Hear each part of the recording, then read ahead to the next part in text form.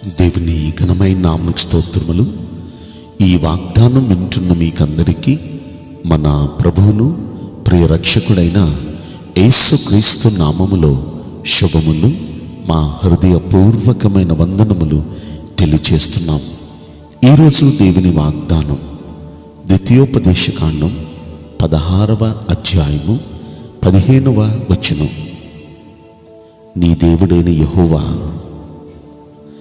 నీ రాబడి అంతటిలోనూ నీ చేతి పనులన్నిటిలోనూ నిన్ను ఆశీర్వదించును. ఈ మంచి వాగ్దానం మన మంచి దేవుడు మనందరి వెనుకడిలో నెరవేర్చునుగాక. ఆమేన్. ప్రియ దైవ జనాంగమా, మన దేవుడైన యెహోవా మన రాబడి అంతటిలో ఆయన మనల్ని ఆశీర్వదించాలంటే, మన చేతి పనులన్నిటిలో ఆయన మనల్ని ఆశీర్వదించాలంటే మనం ఏం చేయాలి? ఏం చేస్తే దేవుడు మనల్ని ఆశీర్వదిస్తాడు? ఇది మనం ఆలోచిస్తే మలాకీ గ్రంథంలో 3వ అధ్యాయంలో 10వ వచనంలో మనం చూస్తే అక్కడ ఈ మాట అంటాడు, కొంత దేవుని మాటలు చెప్పి ఈలాగు మీరు చేసిన ఎడల నేను ఆకాశపు వాకిన్లు విప్పి పట్టజాలనంత విస్తారంగా దీవెనలు మీ మీద కృమ్మరించెదను అంటున్నాడు ఆయన. అంటే దేవుడు చెప్పిన ప్రకారం చేసి దేవుని వాక్యానుసారంగా మనం జీవిస్తే మన కోసం దేవుడు ఆకాశపు తెరుస్తాడంట. ఆకాశ వాకిన్లు తెరిచి పట్టజాలనంత విస్తారంగా దీవెనలు కృమ్మరిస్తాడంట. కనుక అలా కృమ్మరించాలంటే దేవుని వాక్యాన్ని కేవలం వినటమే కాదు, విన్న వాక్యాన్ని అనుసరించి నడుచుకునే మనస్సును మనం కలిగి ఉండాలి. ఇక దేవుడు మనల్ని అలా మన రాబడి అంతట్లో మనల్ని దీవించాలంటే, అంత మాత్రమే కాదు, మన చేతి పనులన్నిటిలో మనం దీవించబడాలంటే 128వ కీర్తనలో మనం పరిశీలిస్తే అక్కడ అంటాడు, యెహోవా యందు భయభక్తులు కలిగి ఆయన త్రోవల యందు నడుచు వారందరూ ధన్యులు. ఏంటి ఆ ధన్యతో చెప్పన? నిశ్చయంగా నీ చేతుల కష్టార్జితమును నీవు అనుభవిస్తావు. అంటే మన కష్టార్జితాన్ని ఆయన ఆశీర్వదిస్తాడు. దాన్ని మన కష్టార్జితాన్ని మనమే అనుభవించే అదృష్టం దేవుడు మనకిస్తాడు. నిశ్చయంగా నీకు మేలు కలిగిద్ది అంటాడు. లోగిట నీ భార్య, లోగిట నీ పిల్లలు, అన్ని విషయాల్లో సియోనులో నుండి దేవుడు నిన్ను ఆశీర్వదిస్తాడు. నీ జీవితకాలం అంతా క్షేమం కలగటం చూస్తావు. ఎంత ఆశీర్వాదం! ఇదంతా మనం పొందాలంటే ఆయనకి భయపడుతూ భక్తి చేయాలి.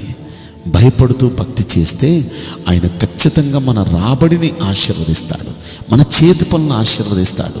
అప్పుడు అన్ని విషయాల్లో మనకు ఆశీర్వాదం. ఇక 3వ మాట మనం పరిశీలిస్తే ఆదికాండం 39వ అధ్యాయంలో 3వ వచనంలో మనం చూస్తాం. అక్కడ యోసేపుకు దేవుడు తోడై ఉండి అతని చేతితో చేసినది యావత్తు అతని చేతిలో సఫలమగునట్లుగా చేస్తున్నాడు. ఎందుకు అతని చేతిలో యావత్తు దేవుడు సఫలం చేస్తున్నాడు అంటే, అతను పరిశుద్ధంగా తన ఘటాన్ని కాపాడుకుంటున్నాడు. పరిశుద్ధంగా తన ఘటాన్ని కాపాడుకుంటున్నాడు. ఎంతో నిష్ఠగా దేవుని భక్తి చేస్తున్నాడు. ఈ రోజున దేవుని భక్తి చేస్తున్న మనం నిష్ఠగా శ్రద్ధగా భక్తి చేస్తూ మనం మన ఘటాన్ని, మన జీవితాన్ని పరిశుద్ధంగా కాపాడుకోవాలి. మన క్యారెక్టర్ని పరిశుద్ధంగా కాపాడుకోవాలి.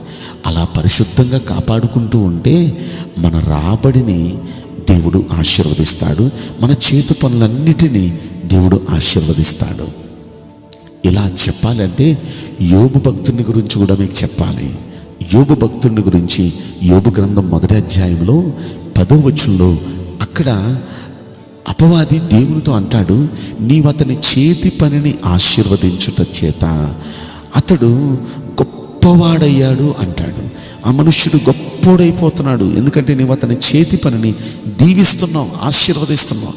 కనుక అతని ఆస్తి దేశంలోనే విస్తరించిపోతుంది బహుగా అంటున్నాడు.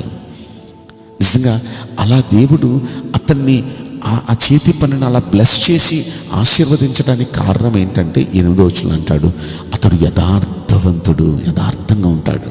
అతడు రెండవది న్యాయవంతుడు, న్యాయంగా ఉంటాడు. అతడు మూడవదిగా దేవుని యందు భయభక్తులు కలిగిన వాడు. నాలుగవదిగా చెడు పనుల్ని విసర్జించేవాడు. అందుకే నేను అతన్ని ఆశీర్వదిస్తున్నా, అతని చేతి పనిని ఆశీర్వదిస్తున్నా.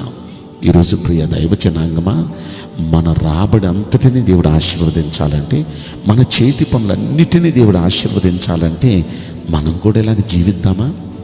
ఒకటి, ఆయన వాక్యాన్ని అనుసరించి నడవాలి. రెండు, మనం మన ఘటాన్ని పరిశుద్ధంగా పవిత్రంగా కాపాడుకోవాలి. మూడు, మనం దేవునికి భయపడుతూ భక్తి చేయాలి. నాలుగు, ఇక్కడ యోబు భక్తుల్లో ఉండి నేర్చుకున్నాక యథార్థంగా ఉండాలి, న్యాయంగా ఉండాలి, చెడు పనులను విసర్జించాలి. ఇలా ఇని మనం జీవిస్తే యోబును కాపాడిన, యోబు రాబడిని, యోబు సమస్తాన్ని ఆశీర్వదించిన దేవుడు, అలాగే యోసేపును అతడి చేతి పనులన్నిటినీ ఆశీర్వదించిన దేవుడు మన చేతి పనులన్నిటిని కూడా ఆశీర్వదిస్తాడు. మన రాబడి అంతటిని కూడా దేవుడు ఆశీర్వదిస్తాడు. ఈ వాగ్దానం వింటున్న మనందరి చేతి పనిని ఆయన ఆశీర్వదించునుగాక. మన రాబడి అంతటినీ ఆయన ఆశీర్వదించునుగాక. ఆమేన్. నేను మీకోసం ప్రార్థన చేయబోతున్నాను. పరిశుద్ధుడా, ప్రేమగల యేసురాజా, నీ పరిశుద్ధ బంగారు పవిత్రమైన నామమునకు నిండు మనసుతో కోట్ల కొలదిగా స్తుతులు, స్తోత్రములు, వందనాలు చెల్లిస్తున్నాం. ఈ వాగ్దానం వింటున్న ప్రియుల జీవితంలో దయచేసి ఈ వాగ్దానం నెరవేర్చి కృప చూపించండి. వీరి రాబడి అంతటిలో మీ ఆశీర్వాదం చూచున్నట్లు, వీరి చేతి పనులన్నిటిలో నీ ఆశీర్వాదం చూచున్నట్లుగా దయచేసి మీరు అనుగ్రహించి బలపరచమని ఈ కొద్ది మనవులు నజరుడని యేసుక్రీస్తు ప్రశస్తమైన నామములో మిక్కిలి వినయముతో ప్రార్థించి బ్రతిమలాడి వేడుకుంటున్నాం ప్రియ పరలోకపు తండ్రి. ఆమేన్. May God bless you all. Thank you.